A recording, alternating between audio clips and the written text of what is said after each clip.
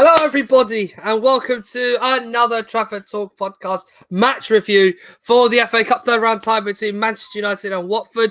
I call it the fringe audition because so many fringe players were involved this evening and pretty much were trying their very best to impress the manager and, well, maybe rattle his cage a bit as to get a start or two in. So, as always, I am your host, Ahmed, and as always, my Twitter's on the bottom left. There it is on my screen. Alongside me this evening, for hopefully, not all the shows. Some of them are busy men, have lives outside of this. But I have Cam, a fellow host, who does our Premier League games. He's with me as well, in lockdown like the rest of us in Canada. How you doing there, bud? I'm good, man. I'm good. We're just dealing with the same thing you guys are. They're actually toying with curfew over here. Like they might be saying you're not allowed outside after 6 o'clock. Like so. Crikey. Yeah. Feel for you, pal. On this side of the pond, I have Noah, as always, the legendary madman that stats our games and always has these little things that I don't even know myself. I may know a bit about the game, but he knows more. Noah, nice to see you, pal. Long time no see. Have you been doing? Yeah, good. Thank you for that lovely introduction, Ahmed. I really appreciate that. Yeah, good to be here. It was good to watch today's game. It was nice to see so many different faces, as you said, and it was good we got the win, advanced to the fourth round of the FA Cup, and all round pretty good, to be fair. Sweet. And finally, we have along with us the good old UP. Perry's here. How are you doing, Perry? Well, I want to know what Noah's given you because my introduction to Noah's was terrible. Okay, hold on. Let me just add our fifth participant and I'll give you a proper introduction. There's Mehdi. I'll give him an intro in a second. So here, our host for the Transfer Pods, who's done a great job recently and he's absolutely bossed it for us the last couple of weeks, and especially giving us all the updates with Ahmed Diallo and getting, hopefully, the ringers in the journalism world on. There you go. Good enough for you? Cheers, bro. That is our Perry United paper on Twitter. He's good for him to be on the show. And finally, we have Mehdi, who's known as MKUTD on Twitter as well. He's joined us too. How are you doing, Mehdi? I've been good. It was, to be honest, that game was pretty boring, if I'm honest, but it's important we progress to the next round.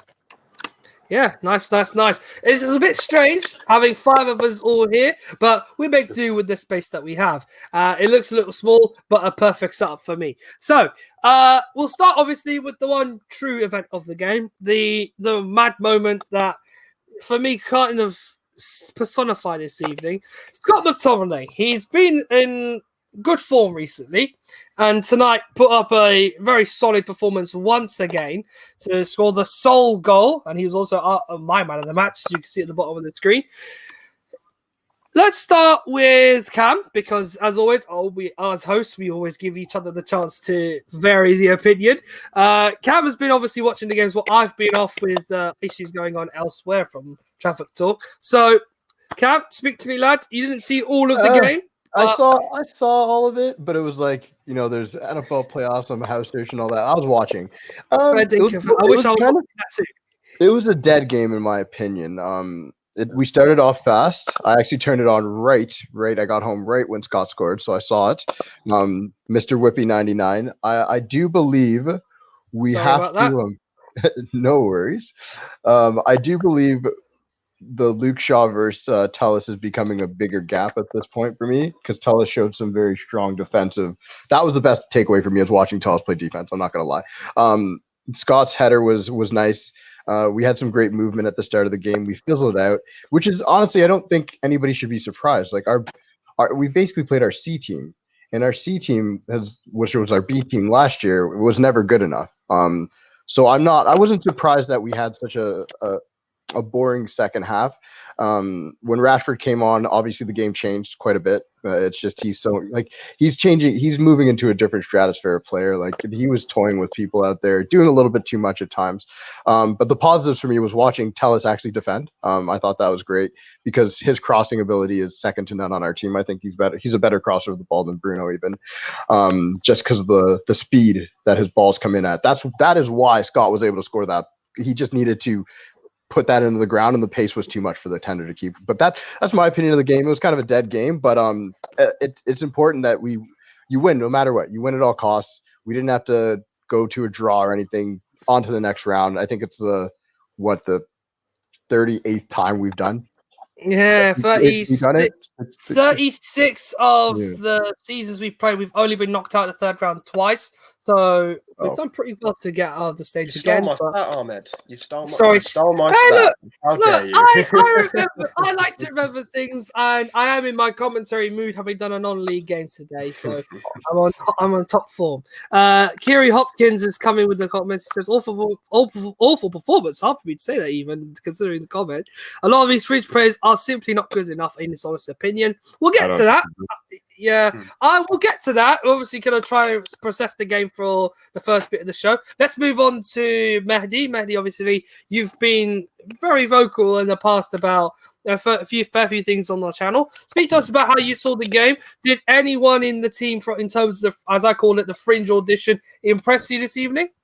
I think, as we saw Tellez, obviously, I think between him and Shaw, I think, in my opinion, we should play Tellez because he's more attacking. And this myth about he can't defend, I don't get, because he can defend and he shows as much passion as Luke Shaw, as you saw in the West Ham game when he got the assist to Mason Greenwood. I think Van der Beek was very good. Him and Matt had a couple of good moments where they linked up, especially I think in the first half when he flicked it onto Mata and then Mata missed a one-on-one. I think James, he done all right. Lingard, he was all right, but obviously Lingard, that's his first game in a long time. I like Lingard. He does offer us something, and I think he could be a good impact off the bench. But apart from that, maybe Tuanzebe and Dean Henderson, no one else really caught my eye, to be honest. Yeah, fair enough. I can see you can see how difficult it can be when you see players that don't play often or do not get consistent game time being asked to, play 90 minutes or for in some cases, like Dan James and others, play the hour and see how they feel. We're learning a lot about them, and we've seen a lot from them today that could pretty much tell us that Ollie does now make a point in saying some of these players are definitely not good enough and cannot get into the first team. Noah, you obviously, you've made a fair few interesting threads I've seen on the Twitter. I've read them all. It's pretty good. Talk to me about the fringe players that you think made the difference, or who could have been a threat, I'd say, to the starting 11. We can't count Eric Bailly. He's a starting 11 player for me.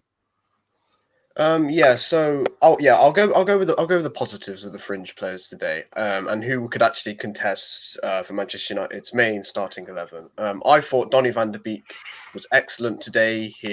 You truly saw today with Donny van de Beek how he is a top footballer. His football IQ is second to none. It's absolutely superb. Mehdi brought up the instance with Juan Mata. That link-up play was brilliant.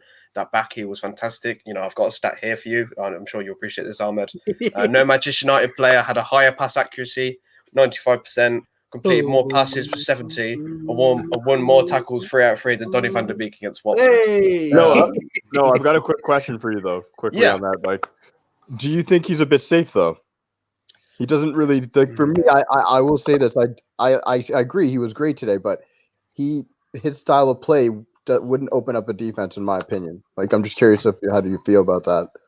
Well, I mean, I can totally understand that point. We've been really spoiled with Bruno Fernandes as a quality player who likes to attack defenses and play not the most not passes that he knows are going to be 95% pass accuracy, but ones that he knows if that through ball gets off to an attacker like Marcus Rashford, it's going to result in a goal. And I think that's one thing that top players often do. Alex Tellez was doing it tonight with Scott McTominay, which another thing I was going to go on to. I do agree. Donny van de Beek, whilst he did have a good performance tonight, if he wants to contest for Bruno's role, which I think which is what he would like. He would like to be more attacking, because I think that's one thing that he did struggle with a bit tonight, being in that more Paul Pogba and like number 6 kind of box to box midfield role.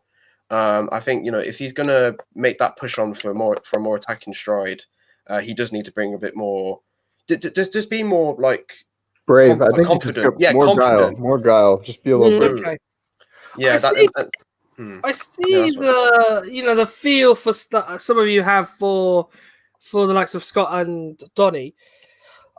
You've mentioned Tears as well. Mason Greenwood was a bit of a disappointment for me tonight. I thought he would have relished the opportunity to have been starting in his preferred role as the lead striker. He never really got going this evening. It's a shame to see that, because you have at the moment really Cavani and Martial ahead of him in the pecking order in terms of starting number 9. For you guys, do you see Greenwood probably being consigned to that right-hand side of the midfield as his predominant position until he gets his form up? No, I think the actual rumours coming out of the club about Mason not causing trouble, but we've seen reports coming out that he's having late nights and he's up to a bit of no good. I actually think there is some truth in there. To me, he looks half the player he did towards the end of last season. Not to say, like, I know he's young and we can't put that much on him, but to me, he doesn't look as sharp as what he did last year. Whether that's because he hasn't had the game time this season, you could argue that. But I do think that Ollie has dropped him for not being how he should be around the club. I don't know what you guys think. I might be wrong, but I could be wrong. But that's what I think there is some truth in the reports. I think he's good. I think he's a 19-year-old kid. This was bound to happen. Exactly. Ollie called it. Ollie knew it. I think the world who was saying, hey, put him on the same pedestal as Haaland and those guys. Yes, he has potential. Yes, by the time he's 23, 24, he probably will be our main striker. But I don't see the people who are calling for him to start day in, day out. And he scored in the Champions League. He contributes, and I'm happy with that. That's what I'm happy with. Yeah. He contributes. We can play him in these games. If he has a good game, cool. If he doesn't, we still win. And I've never been somebody who's looked at Greenwood and been like, he needs to kick on right now. He doesn't. Our squad we're at a point where it's good to have. So I think of the class of 92 and those guys who came in, they had good players around them and they were able to grow and learn. And yes, a lot of them are thrown in the fire. We haven't had a good team for a while until really this year where it's like you're starting to see it. I think Greenwood needs to just continue to learn, know his role. As long as he's not coming out and saying, I want to play more or I'm disappointed or whatnot, I don't think there's cause for concern. But I do agree with you, Ahmed, and I agree with you, United Perry. I completely agree with you. Like, he hasn't been the same player as last year. He has not. Yeah, I agree. You guys, Betty and Noah, what do you guys think? Mason Greenwood's form obviously has pretty much gone down in the last few months. He did have I'd say, moments in the season where we saw some of last season's version of Mason Greenwood coming to the fore. He's a different player that we know, though, this year. Why and what do you think could be that he needs to? What could he do to get back to that level of quality that he showed last season? I'll go first and then I'll let Mehdi talk. So one thing that I think I've noticed a lot with Mason Greenwood this season is, there were some reports back in the summer from The Athletic, who are, a great source of information, who were reporting that Mason Greenwood, because he wants to lead the line and because he feels that is his natural preferred position for the future, he spoke to Solskjaer about it and the club, and Solskjaer put him on a diet kind of / training program that basically was focusing on more him building his strength up and like his physical stature. And one thing that reminded me of straight away is, I don't know if you guys remember, but when Romelu Lukaku came to Manchester United with Jose Mourinho, he was someone who at prior clubs and same with Greenwood, like prior to last season, he was quick and he was quite energetic. Lukaku was very pacey, had a lot of strength and was busting a gut to get in behind defenses. But when he came to United, Mourinho put him on a similar kind of bulking him up phase, and he became a very one-dimensional forward who didn't really lack that killer instinct in certain situations. And I think, whilst Mason Greenwood is not as big as Lukaku, because he's not at all, but I feel like he's definitely lost a bit of his pace that he had from last season. And I think that's kind of, those double step overs aren't really working when he hasn't got that killer pace to like knock it forward and then shoot it in the back of the net. That's what it really looks like to me. I don't know about you, Mehdi, or the other guys, but that's what I really see. I think, that kind of training program that he's put himself on and the club have put him on to become the leading number 9 is actually, hindered his progress in a way. But obviously, I don't know how you guys feel about that, but that's how I've seen Mason Greenwood's progress, at least this season. Mehdi? I think I agree with some aspects of that, but I think it's probably just down to a lack of confidence at the moment. And if I was Solskjaer, I'd probably just not drop him, but give him a run of games in the under 23s, let him build up his confidence. He is 19 years old. You've got to know when to take someone out of the squad and when to put them back in it. Like, he's just 19 years old, and the fan base, some of the fans are turning on him, and it's not fair. He's 19. He's playing as a lone striker against, Watford. They're not good centre backs, but it's hard for him to lead the line. Maybe it's got something to do with the training program, but I think until then, I'd probably give him a run of games in the under 23s, get his confidence back up. Fair dinkum, Marcus. A fair point. I can see why, giving him time away from the first team would make a difference. He'd be able to get to know Pellistri a lot more. Sad, obviously, that Pellistri picked up COVID-19 this week. That was depressing. Yeah, that was so excited. Today was his chance. Today was the day. Was his How chance. many times have I been saying on previous episodes that I was like, when this FA Cup game is coming up against Watford, I want to see Pellistri so badly because I know how good he's been playing in the academy. I've been watching academy games specifically to see Pellistri perform because I've been hearing such great things, and he's top tier. But just to see him like literally a couple days before this game tonight, like to test positive for COVID, it's just COVID do one. Just COVID do one. Seriously, man. Like honestly, it is horrible. Yeah, absolutely. That game was him, and I feel like we now need like let's say a favourable draw to see if he can get some minutes there too, because it would help him if anything, to understand not only the rigors of getting into the first team, but also to be able to just get to know the players he's trying to get in with, because exactly. he isn't a first choice right winger right now. He is still very tender. He's still at a very tender age. He still has time to develop. He's still got time to impress. I mean, as you mentioned, you've watched him a lot in the academy. I watched the one game I've seen him play. 2 games actually I've seen him play this season. Were against Accrington in the EFL Trophy. I was about to say that brand sponsor, but I'm not going to say that. International viewers, of course. The EFL Trophy and the Manchester Derby for the Reserves Premier League. In both of those games, he showed qualities that United's first team are lacking. And for me, he is a player that once he gets back fit and is able to play more games, will start to grow in confidence, and the qualities that he possesses will shine out in time. Of course, we're not expecting him to be the fix to our right wing problem overall. We know everyone seems to be waxing lyrical about some guy in Germany, but who ironically got a goal and an assist today. But when the window's open, he now starts playing for them. I would like to talk about that right side, because I was watching a player who I believe we should have signed today, which was Sire. He was by far the best player on the pitch for Watford. And the reason why I believe we should have signed him is I think we should. I'm over the Dan James thing. I think Dan James shows flashes and he's whatever, but he's not United quality. And if we had sold James to Leeds or put him out on loan, Sarr would have been a perfect player to bring in. I don't think Sarr would be United quality for every single game, but we are Manchester United and we do not have wingers. It's such a problem. Like, you should be able to have a player like Sarr.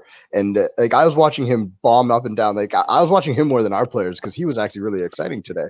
And I was thinking to myself, man, imagine if he was playing on the same pitch on the other side instead of Dan James. We probably would have had a couple goals today, because the crosses he was whipping in, the width that he provided to the team, whereas Dan James just provides a lot of head down speed on the right side.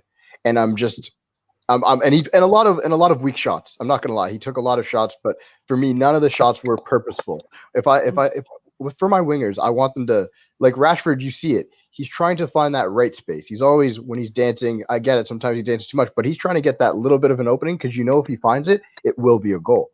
Yeah. Dan James is just like, I'm gonna shoot, head down, I'm gonna run, and I don't know about you guys, but I'm over the Dan James experience. I do think it's time for him to either go out on loan or be moved on. It's not. Well, that was kind of the positive from today, I guess, in a way, because Solskjaer gave these players who he was thinking about selling or loan, like the Lingards and the James and Brandon Williams as well, the chance to perform today and show him why he shouldn't loan them or he shouldn't sell them. And unfortunately for those guys, they didn't really show anything today. For me, I don't think Brandon Williams showed why he should be the competition for Wan-Bissaka that's been talked about. I don't think Lingard showed why he should still be an asset to the squad, and I don't think Dan James did either. So, I mean, for Solskjaer to win, but for those players, it was kind of disappointing in a way because you were kind of hoping that one of them would come out. Yeah, I think today highlighted how overrated and poor our C team is. I really do. I thought we was diabolical, and this Watford team is not. Let's not get it twisted. This Watford team is pretty poor, and Perry, for a moment, Bits and Bob's comment has caught Cam's attention, and I want you guys to talk about it. We wish Danny van der Beek, who came today and did very well, can play more with the better technical players. So with Juan Mata on the pitch today, it almost sort of opened up an area of United's game, which you very rarely get to see, where they play more quickly and a bit more, let's say, add the delicate touch to every pass. Very often we're used to seeing it go from one end of the pitch to another. But today we saw 3 or 4 players, not in too close together, but within a small space, knocking the ball cutely between one another. Had Juan Mata's goal been scored, it would have been a wonderful goal. But it shows what we are lacking, and that's not only decent, players on either wing, but that ability to knock the ball around the penalty area and open up holes in the opposition defence. Watford today at points, because they are a championship side, were a bit more accommodating in that sense, but in the Premier League, not so much. So we hopefully we'll see a bit more of that. Maybe we'll bring 1 or 2 in the future, not this season, obviously, but in the future, if we see gaping holes, then Fernandes suddenly doesn't become the Fernandes we know and love. Fingers crossed that never happens. We will. Yeah, touch wood. Touch wood. Everything that is within distance, you just grab it and pray that Fernandes doesn't go the wrong way that he's going right now. But yeah, we will see what happens. Bits and Bobs has given us another one. If I can, I got it. You did get it until I tapped it. Damn it! Thank you. And we didn't have an outlet, so all that knocking the ball about was pointless. Yeah, if exactly. we didn't have an outlet or an end. Exactly, and that goes back to how Greenwood was playing. And as much as, he's a 19-year-old kid, and he wasn't the player. This would have been a nice game to have a Cavani back. Just to be like, okay, go get some fitness, play 20, 30 minutes you play. Like, I'm not opposed to even him playing more at the start of the game, and scoring 2-3 quick goals. And then you bring on Greenwood once the game's a bit more open, because Watford would be going for it more, because Watford, rightfully so, they were set up to stop more goals from happening, because they're like, we just need 1. We didn't open the game up enough. So I don't know. That's how I look at it. I'm curious, Maddie, you haven't said much, but I feel like I'm curious what you feel about if you were to put Van de Beek in a team with a Cavani, because I was kind of critical of him being brave, with some more players that maybe get onto the end product. What do you? I think today Van de Beek didn't take enough risks, and that's what Bruno does well. Sometimes it doesn't pay off, but that's why we brought Bruno, someone that can take risks, and it does end in goals or assists for him. So if we were to bring in Van de Beek, it has to probably be for Fred, if you can play in the pivot with Pogba, but I'm not sure Solskjaer would risk that. Maybe he brought him to replace with Pogba. I don't know what you guys think, but I thought one of the best performances we had this year was against Everton, where we played Bruno, Pogba, and that was a good Everton team as well. Like that, they were both strong teams, and it would just be a bit refreshing for us to have that kind of attacking mentality. Yeah. against. We talked I don't about know. this, Noah. We talked about this the night we beat Everton. Obviously, I'm very Yeah. annoyed we're not in the final of the League Cup, and I wish I gave my view that evening, but reasons obviously, because I feel like we've sort of good to have gotten over that owner, but I don't want to hark back on without thinking negatively, having not spoken about it. I do feel that as a missed opportunity against City to get into a final. We still haven't learned our lesson from previous semi-finals, which is very frustrating. But I do think that today the players learned a bit more about what it will take to get into that first team. And because they didn't all step up the grade, you start to worry a bit. Also, one more thing I wanted to touch on, Eric Bailly. My God, does this man need bubble wrap or what? So he came off again today. Again, this time, thankfully, it's nothing wrong with his legs. It's something with his head. I'm hoping we are fingers crossed again. In fact, touching wood now, he is not severely injured, and it's just a little bit of a migraine, and he's fit for next Sunday. I don't know. I don't expect you to play against Burnley. That will be a game for Lindelof, I think, because Lindelof is a bit physical and more technical against sides like this, and Burnley will want to overpower Man United. But also, it is important we have Eric on Sunday because of the pace that Liverpool offer. So let's talk about Eric now. Oh, okay. How can we protect him from getting injured again? I mean, No, you go. yeah. Well, I mean, look, I've been saying it on not only this show but other shows I've been contributing to recently as well, like time and time again. And I've had quite a few people disagree with me with this, but I'll keep saying it. Eric Bailly. We all know that Eric Bailly is probably one of the best centre backs at Manchester United, if not the best. Right? He brings everything that you'd want from a centre back, and especially for Manchester United when they play Harry Maguire. For Harry Maguire, who's quite a slow ball playing and kind of takes his time to pick out a pass centre back.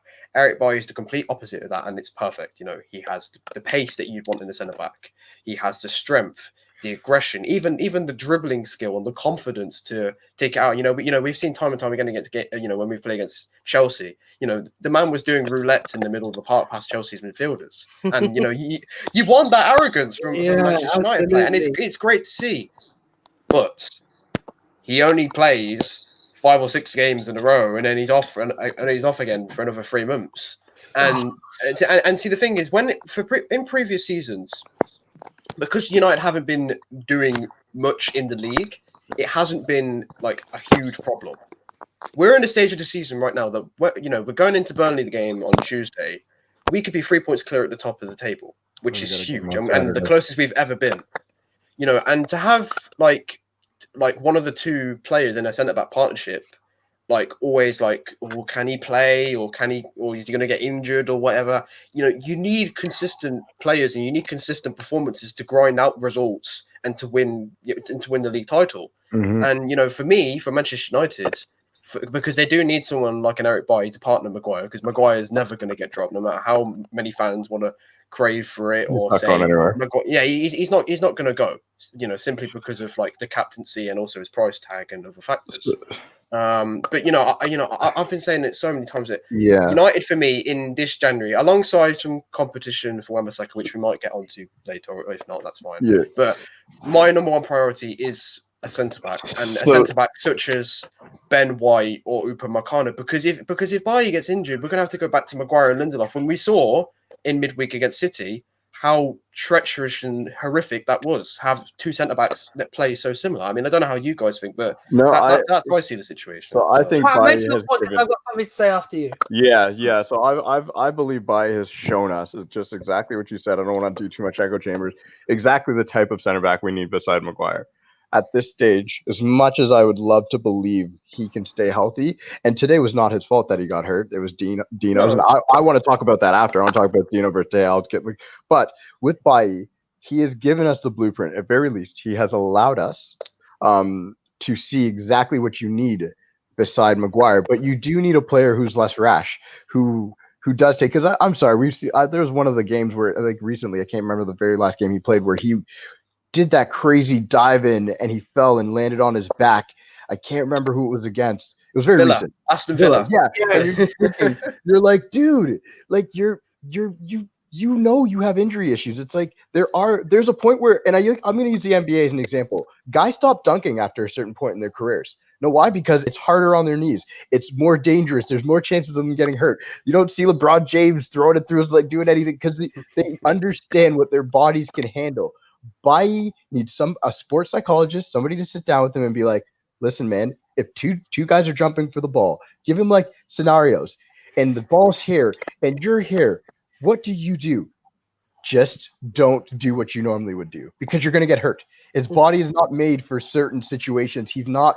There's just some men are built differently. Plain and simple. Well, I mean, the funny thing is, well, there was a journalist that reported as well that, like, even when he was being taken down in the tunnel by the medical team, that he was insisting, no, I want to continue. I want to. Yeah, that's true. That's true.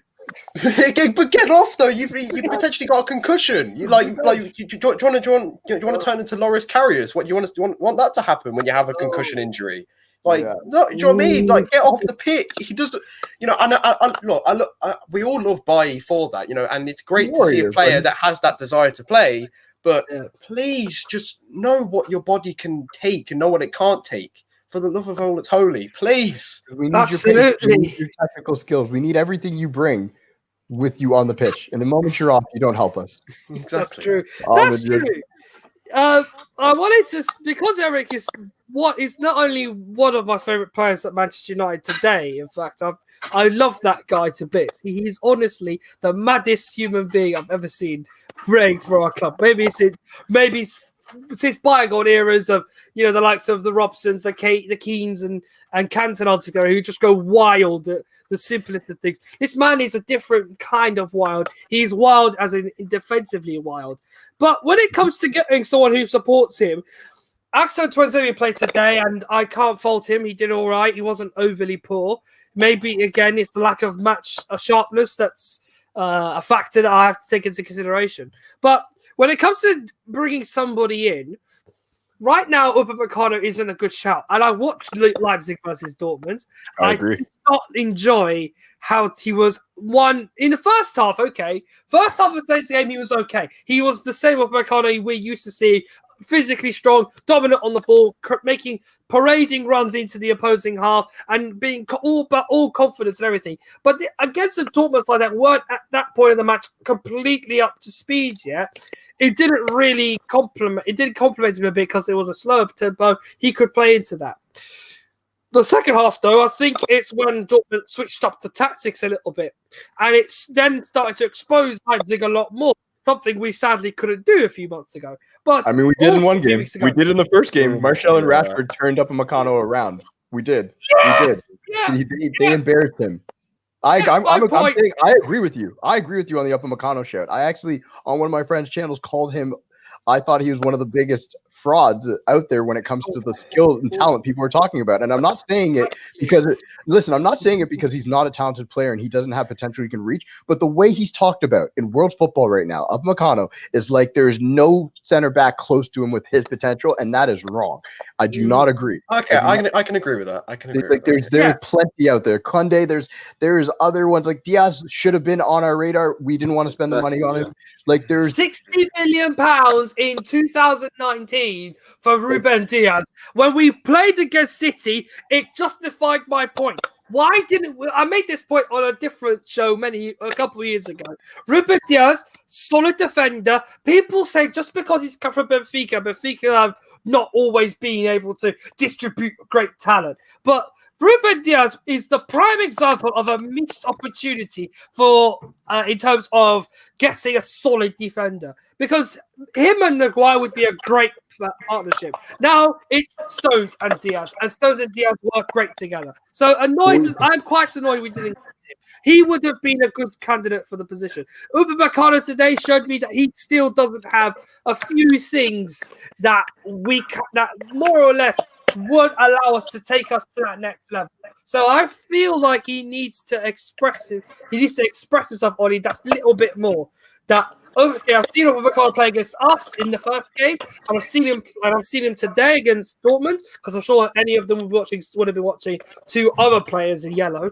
But he's definitely shown a bit of, lackadaisical performance, a bit of a performance that doesn't live up to the standard that I expect of him. So for me now, I'm thinking if we should go for his teammate, Ibrahim Kanate, who, despite Torres.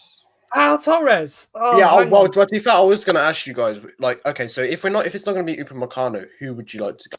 Torres. So Pau Torres for you. Okay, you said hold on. One at a time. You said Pau Torres. Why do you think the Villarreal centre back should be at United?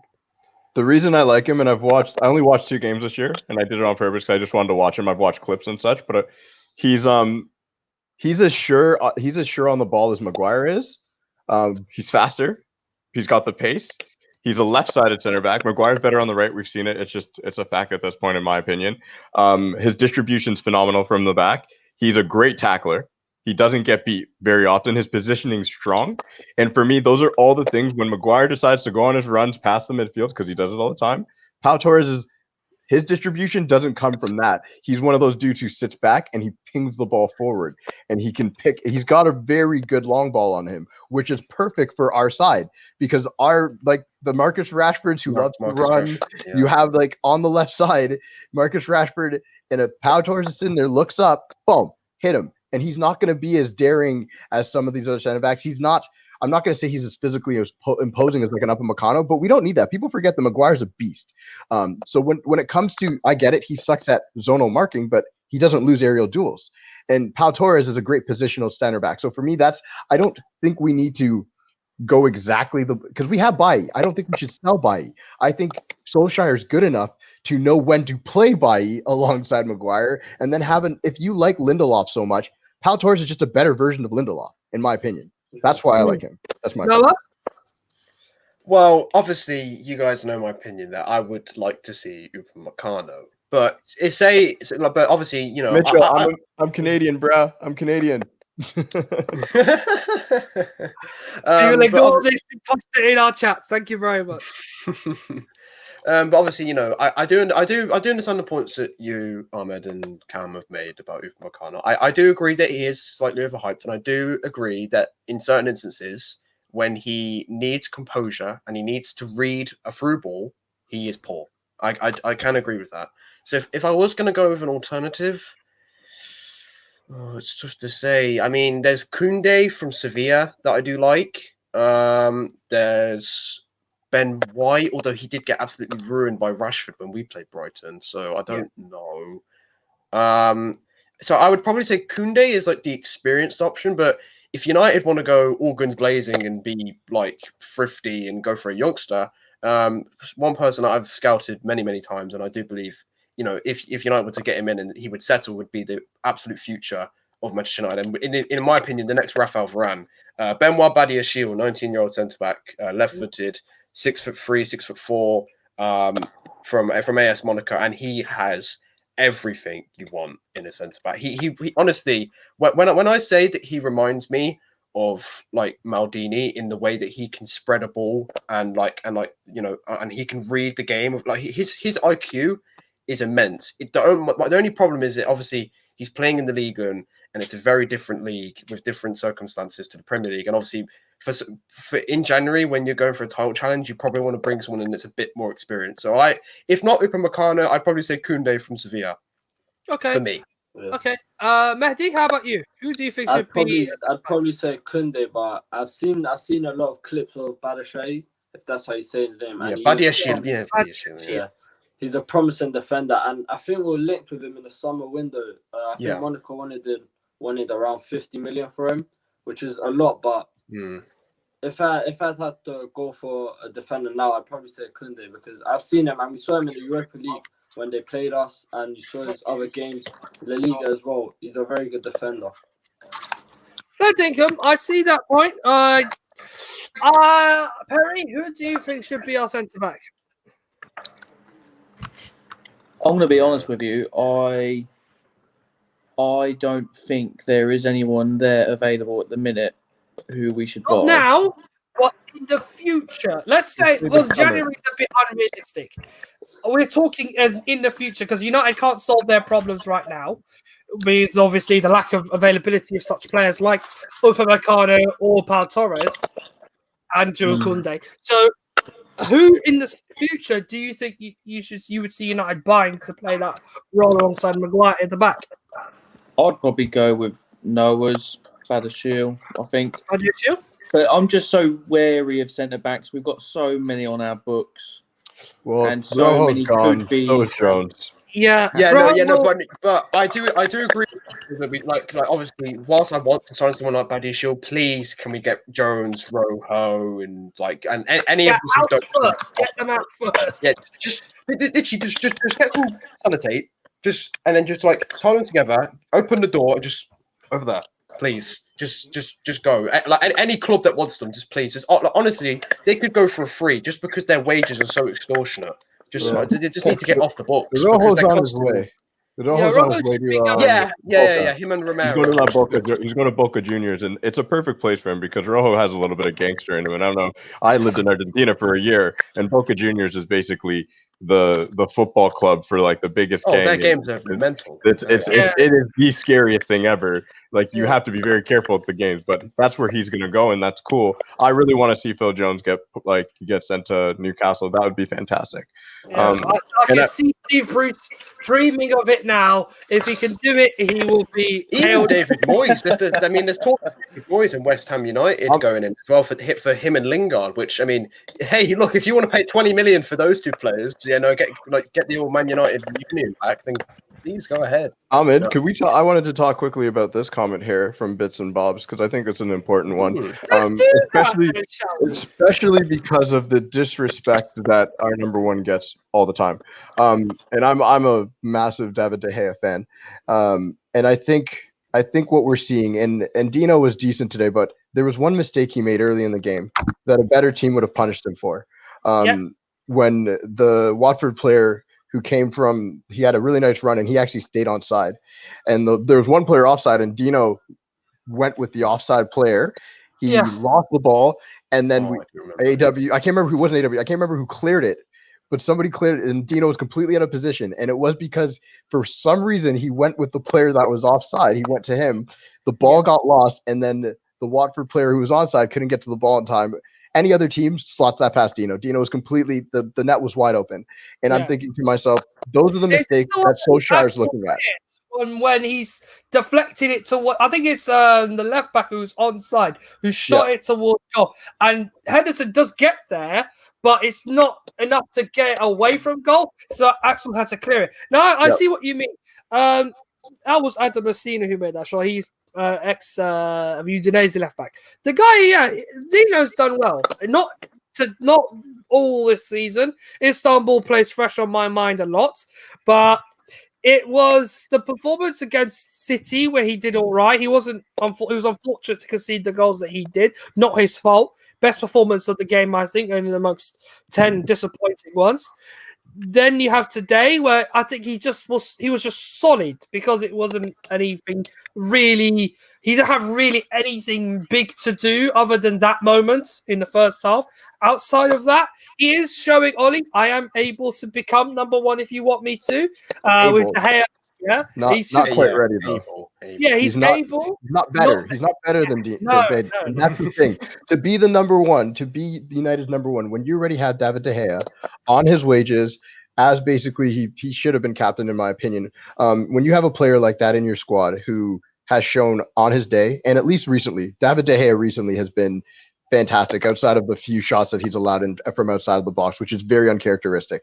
But his quick reflexes are back. He's not making those brain parts that you're sitting there being like, what are you doing, David De Gea? He's not making those. They showed us the reverse fixture in the league last season, and we lost 2-1. And when you mention brain farts, it's that one at the near post when he lets it. No.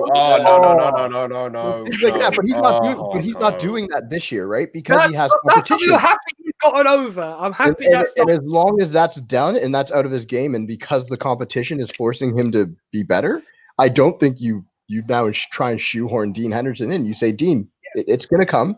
But this guy's still better than you. So you have to show us. He has to have a perfect game, in my opinion, against a Watford to dethrone David De Gea. Because that mistake today, that's a goal. That's a goal. If it's Yeah, most no, other teams. I completely agree. And one thing that really bugs me with Dino, because I think his reflexes and his shot stopping ability is very good. You know, we saw how good he was for Sheffield United on loan last season in the Premier League. He was brilliant. But the one thing I think he's struggling with, particularly Manchester United and Solskjaer's kind of football, for a goalkeeper, is United like to play it out from the back, and David De Gea is often required to spread it out to the Luke Shaws or the Wan-Bissakas or even Maguire. But Dean Henderson, when he was playing for Sheffield United, he was just asked, put the ball on the spot and just kick it 60, 70 yards to McGoldrick and he'll head it down and that's where it'll go. So I think he's kind of struggling with that passing out the back and his kind of footwork because, for a lot of goalkeepers, it's not easy. I'd say, in world football, there's only I'd say maybe Ederson and Neuer who are really, really comfortable on the ball and playing it out from the back like a midfielder. But obviously Solskjaer wants to do that. He likes his teams to be quite technical. So I think, I do agree with you, Cam. I do think, David De Gea should completely stay in the starting 11 for 95% of the games. These games Dean can play and needs to play because he needs to get that confidence and the ability to, play to keep learning how to play it out from the back and keep gaining that confidence of what Solskjaer wants him to do. Because otherwise, I don't think he'll ever be United's real number one that he wants to become, in my opinion. But yeah, I completely agree with your point, Cam. Okay. I don't know what you got. I think De Gea's in a different league to Dean. I really do. I think De Gea had a bit of a half season last year where he was a bit on and off, but he's been our best player for 5 or 6 years. He saved us so many times, hasn't he? People forget and that, though. Yeah, and this season, I think he's been really good. I really do. Like, he has made so many good saves. I'm really happy with him. But I think it's And good make that no Dean's mistake, I don't think Dino did like the rash tackle. He probably shouldn't. He probably needs to figure that out. But I'm not mad at that. I'm not coming for him. I'm not saying he doesn't deserve to be in the side and he doesn't. Like I wouldn't even be mad if Solskjaer was playing him in games against like Burnley or whatnot every now and then, messing around, being like against teams that he believes Dino should get some experience against. But I want the United fan base to chill and stop talking about the fact that we have a ready-made replacement over David De Gea. Oh, 100%. We're not going to win big. We're not going to win yeah. anything right now with Dino as our number one. Personally, I don't think I think he will eventually. He's 22. Goalkeepers play until they're 40. He has so much time to learn. His reflexes, his shot stopping is top notch. It's just I want to see those little mistakes gone. Yeah. Like I want to see perfect games against the Watford where you're just like that was a 10 out of 10 performance. I was never worried. Like he didn't hurt our center back. He didn't do because that's a mistake. That is a mistake on a goal. Like you did hinder us a bit there, and it's okay. I'm saying the mistakes are okay, but people have to recognize that these mistakes are going to be in his game. Yeah. On that point, can I just assure United fans, I'm not slating Dean Henderson for that at all. I do think he can be United's future for the goalkeeper position. I just think that to get to De Gea's level, in my opinion, it's and for what Solskjaer wants, he needs to improve his passing game and his footwork because that's what led to mistakes today. What led to the mistake against Sheffield United? When we went 1-0 down, and that was a horrible mistake that he made for that goal. As Cam said, against a bigger team, Sheffield United are a Premier League team. He will get punished for that. But he's young, he will learn, and like plenty of players like Greenwood, they do need games like this to kind of gel into Solskjaer's system and gain that confidence to which will take them into the future. So I also think that Dean is I think Dean is an awesome backup keeper to have. Like really, I don't think you're going to get a much better backup keeper, and he's solved our goalkeeper issue for the next 15 years, maybe. That's a good show. And as well, he's provided something that Telles is providing for Luke Shaw, which is competition. Because obviously, whilst I don't think that whilst I don't think that Dean Henderson is De Gea level, if De Gea were to drop off, he knows that Dean Henderson's going to go right in there. Because Solskjaer does rate him very highly. The same way that if Luke Shaw were to drop off, like I've been saying for weeks, Solskjaer will just bring in Alex Telles.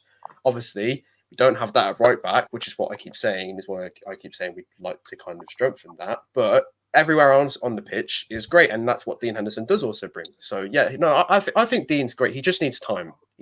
Just like Mason Greenwood needs time. But yeah, that's you know I that's what I'd think say on Henderson.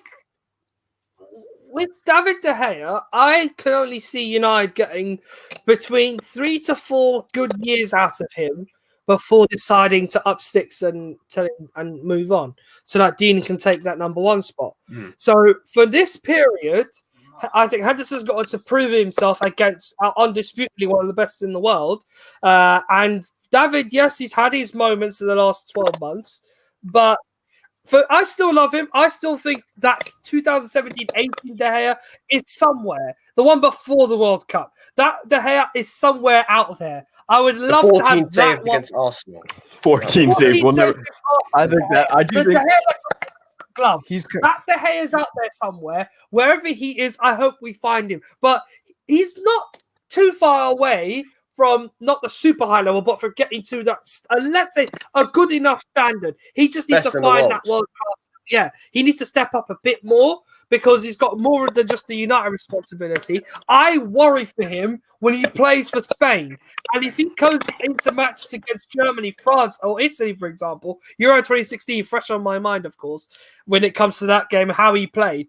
He played a blinder, but still conceded 2 goals. So for me, I would love for him to ignore the negatives and all the critics are telling him he's not good enough or world class anymore. There are days where goalkeepers have a shocking afternoon, and we've seen him have a few of those. But I think he can get back to that level. I think he can be world class again, but we can only get that out of him for just a few more years because I think he might have his heart set after this. I'm not preempting fate here, but I think his heart might be set on retiring in Spain and fulfilling probably some more success at home. Could be with his boyhood club at Atletico Madrid or even a different club. I don't know, but his heart for me isn't fully at Man United 100% of the time. Where based on his, says on his. Campbell disagree with that one. Yeah, I do. See, I think disagree. I think that contract they gave him, they ummed and ahed on it for so long, and I think they've gave him that contract on big wages too, knowing that he's going to be here. They haven't given him that contract to go anywhere, and I think it's the same with Henderson as well. They gave Henderson a pretty good wage to kind of say 110K a week, I think. Yeah, and I think because look, you're not going to start every week. We're going to give you a good wage. Just be patient. And I think it's similar with De Gea. They've said, look, we're giving you this, stay. I don't think Ahmed, I hear what you're saying because he had in the past wanted to go to Real Madrid, and I think David De Gea is one of those players who I think he was disappointed that Real Madrid didn't do more to get him. And I think once he decided to stay, and I think and that's the thing.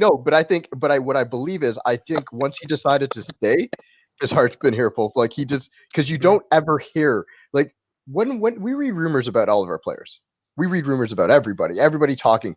When was the last time you've heard David De Gea looking for pastures green? David De Gea would even when he's in bad form and he's being slated in the media, you never hear it. I'm not saying he will suddenly decide one day after having a bad afternoon, I'm going to up sticks and go home. I'm just thinking that he's not going to be here forever. Yes, he's on stupid money and has been persuaded to stay on that basis. It took a lot of convincing, as Perry said. Took a lot of convincing to get him to stay in the first place. He could have easily gone sooner rather than later, but that's Real Madrid's fault, not him. So in reality, I don't expect David to be here for a long time. I think he still has a lot to offer for United in, let's say, 4 to 5 years.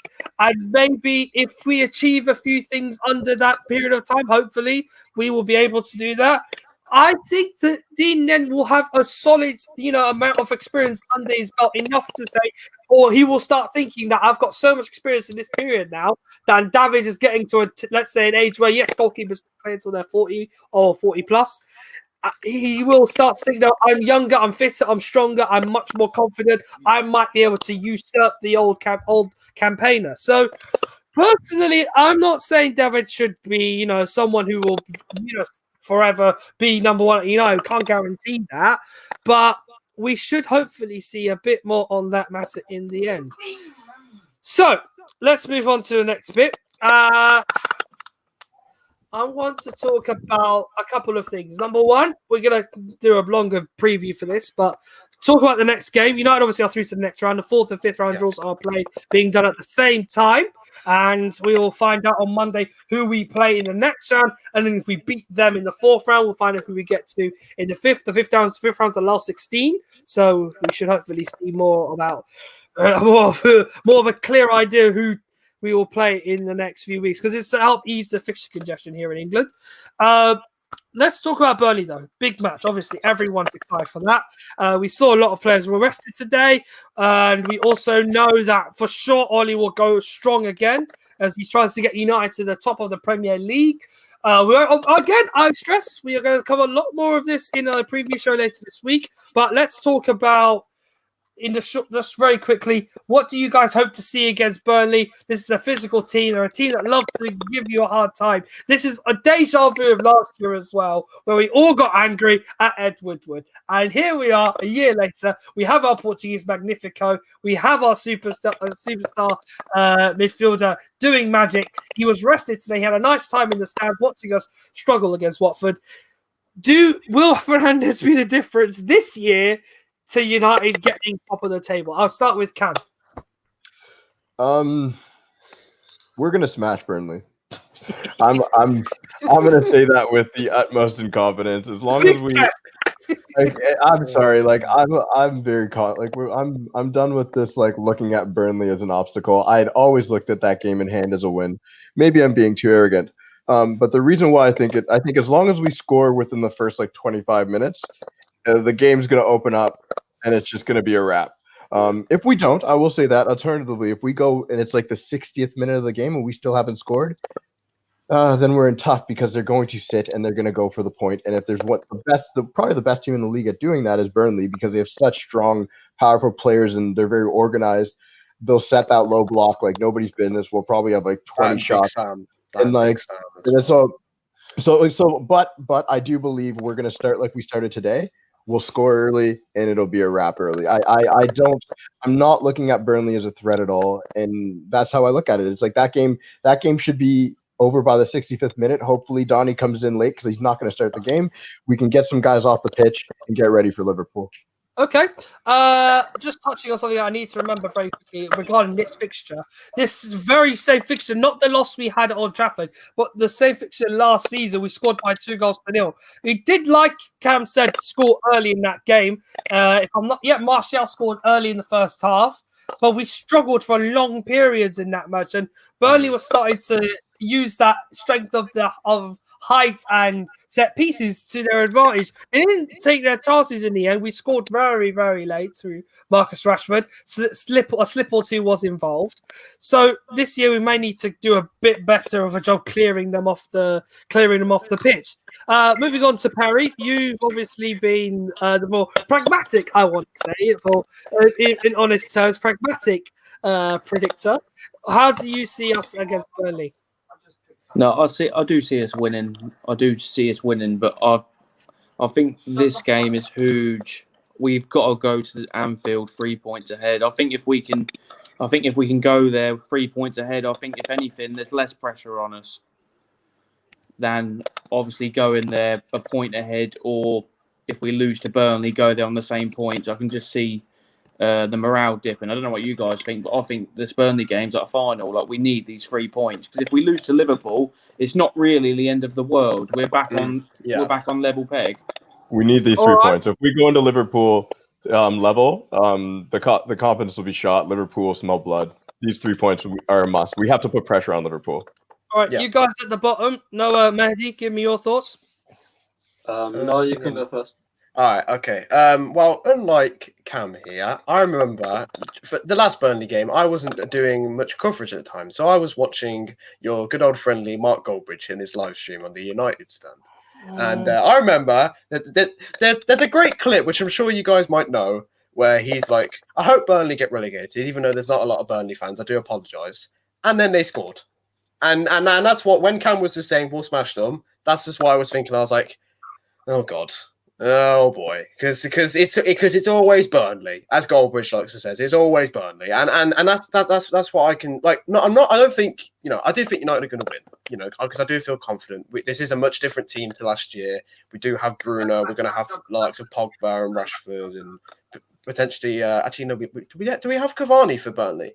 Actually, Yes. Cavani will start, I believe. So Cavani will probably start as well, which is great. And you'll probably get Telles, and because Telles will probably be the attacking fullback to kind of break down the low block of Burnley. And I think United will win, but we can't underestimate it, because how many times with Solskjaer's side have we been in a position like this where even this season with the Champions League with Istanbul, where if we win this game, we're in a prime position to make strong advancements to this or whatever. We'll make a strong advancement to the Liverpool game or whatever. And how many times have we flopped? All the time. This year, since the Spurs game, other than the Champions League, we've answered the call. Leicester could have been losing that Leicester game. That would have been, to me, that's the drop ball. There. Think about it. We beat Villa. Those are the games. Like, that's what I was looking at. If we were to lose to Villa or draw, if we were to, who did we play after Leicester again? It wasn't Villa. It was Wolves. Those two games, the Villa and Wolves games, those were the games that in the past we would have drawn or lost one of those games. We won those games both convincingly. So in my mind, I'm leaving the past in the past. I get it. I hear what you're saying, Noah. I'm leaving the past in the past. We've learned our lessons from the Champions League. We've kicked on since Spurs. I'm looking at Burnley like a snack. Yeah, no, look. I get it a lot. Look, I do feel confident. I do think we'll win. I think personally it will be 3-1, but just United do need to be careful. Look, how many times this season have we looked at our zonal marking from corners and free kicks, and it's been shocking. Burnley feed off of that. And they fed off it last time. Their first goal was one of the scrappiest free kicks I've seen in Premier League history. It was horrible. But Burnley scored that, and then they grabbed another in quick succession, because the Sean Dyche team does like to punish you when you the morale drops, and as Martial often does, he drops his head and everything goes all haywire and everything.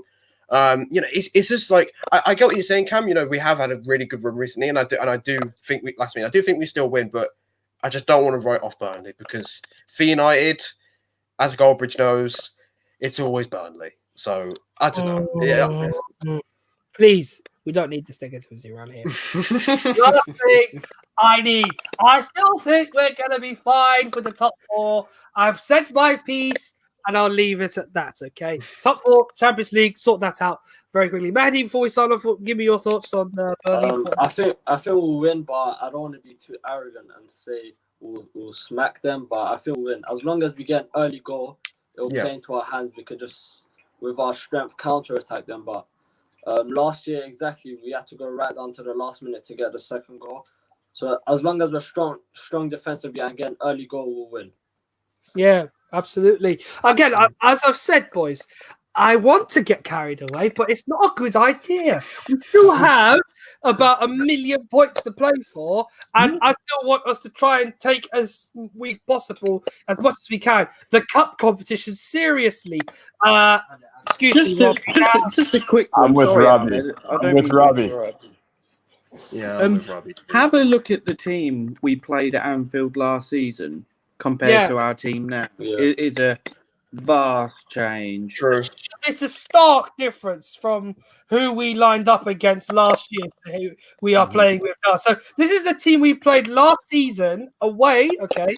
So the 2-0 defeat to Liverpool, which I honestly think we should have picked up a point from that game. But this match, we had a herring goal, Lindelof, Maguire. Shaw was playing at centre-back in this game, playing that rotational role you normally see him do. Wan-Bissaka and Brandon Williams were wing backs. Fred and Matic were. It's the attack that is the shocking bit. Daniel James, Andreas Pereira, and Anthony Martial. That was our starting 11 last season. Mason Greenwood, Juan Mata, Diogo Dalot were all on the bench. So that's just last season. But of course, we are clutching at straws here. But yeah, it's stark difference to last season in terms of the personnel and who we will probably put up against put up against Liverpool. But I'm telling Robbie, listen, mate, I know you're lurking. Lad, I still think we're gonna need to. I still think we're a Champions League team. See, this is the thing. Listen, this is the thing, though. I'm not talking too far in the future either, but this is the thing. The team that you just named played Liverpool last year. That was our Burnley squad was not much better either. Like the team we have this year is so much better, and the big difference. And Mehdi nailed it, bringing up Cavani's going to be back. Like I completely forgot about Cavani. Cavani against that Burnley side if Telles plays, we're going to get to see another Telles assist. We're going to be whipping in the balls. I agree. Noah, the one thing that I want us to scrap zonal marking. We're not going to. But that's where we might slip. So if I'm Ollie, I'm going into the change room and I'm yelling at everybody saying, anybody who gives up a free kick in a good spot, that's it. You don't play for 2 weeks. You just don't. Because if we can't defend it, just don't give them up. Well, Ferguson used to do that. Ferguson used to do mind. If you give up a spot kick, if you give up a stupid corner, like a corner where you could have kicked, if you do any of that, you're done. You sit on the bench. Because you can't do it. You can't. Don't give them a chance to beat us from a set piece. Exactly. Don't give them. If we don't give them a sniff by Burnley, I'm like, okay, power to you, Burnley. If somehow you beat us from open, but if we give up a set piece goal again, that's on us. That's. Yeah, well, we let them have it last year. Although that one goal which Rodriguez scored, you got to hand it to him. It was a very good goal. We just can't let that one happen though this year. Most importantly, but yes, we're gonna sign off here, boys. So thank you very much, all of you who have tuned in. Really, people. Subscribe. Yes. Like, share, subscribe. More importantly, to the Traffic Talk channel. Check out our Twitters as well. All our Twitters are mine. Mehdi sadly isn't on the screen, but all our Twitters are on as well MK as United, That's good. MK United is also Mehdi, so you'll stick it on next time, I hope. But yeah, just to let you know, content coming up. We got a preview coming up hopefully on Monday because the game's on Tuesday. Post match Tuesday, we'll be back live to do the preview for that, and then we have probably the biggest preview of the season on Friday. I want to say Friday because we play on Sunday. We'll do it on Friday. Big preview Friday. I think I might join you for that one. It's going to be big. It's going to be a big one. Of the season. Friday, I hope Liverpool away in the Premier League. So huge games coming up this week. I'm back on Monday night as well for the FA Cup draw. So you can join me for that one if you want. Any of you, feel free. But yeah, once again, like, share, subscribe if you're on the YouTube, Twitter. Hit that follow button, retweet it. Give us some love. Big thanks to Cam, Perry, Mehdi, and Noah tonight for all their contributions. I really appreciate it. It's good to be back, of course. I've been away for a while, so I've enjoyed venting a little bit of my happiness at everyone and then getting angry. And when we get angry, we do the same around here. But cheers to all of you. Take care. Stay safe out there, and we'll see you very soon. Till then, good night. See you guys.